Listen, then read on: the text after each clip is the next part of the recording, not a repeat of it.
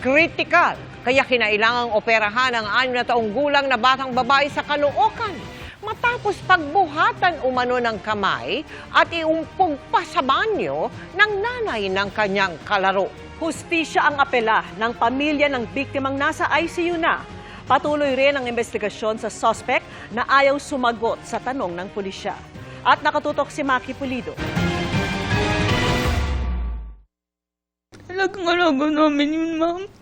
Kaya sobrang sakit na. Hindi matanggap ng pamilya ng 6 na taong gulang na batang itatago namin sa pangalang Elisha ang kanyang sinapit.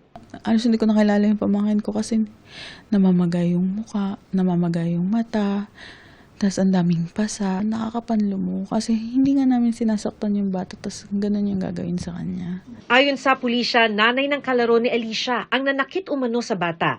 Ikinwento rin daw ng bata kung paano sinaktan ng kanyang ina ang kanyang kaibigan. Biglang pumasok daw yung mama niya, then untog niya yung kalaro niya sa bowl 4 times daw, then binuhat, inangat, then hinampas sa bowl.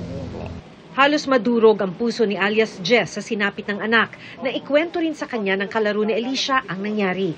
Pagkakita sa akin, Tito Jess, yung sinaktan ni mami ng ilang beses.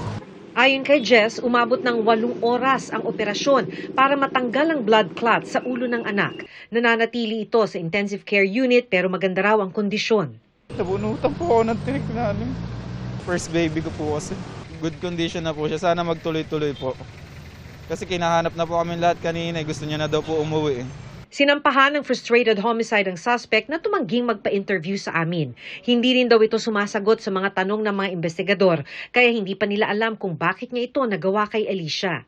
Yun ang tinitignan pa rin natin ngayon, bakit niya nagawa ron sa bata. Pero based sa investigation natin, tinanong natin yung nanay nung suspect natin, may record siya na may mental disorder. Kung ano man yung dahilan niya, for me, hindi reasonable yun to do that sa pamangkin ko. Baby ko yun. Baby namin yun.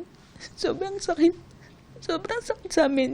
Lumalaban pa rin siya. Lumalaban siya sa buhay niya na.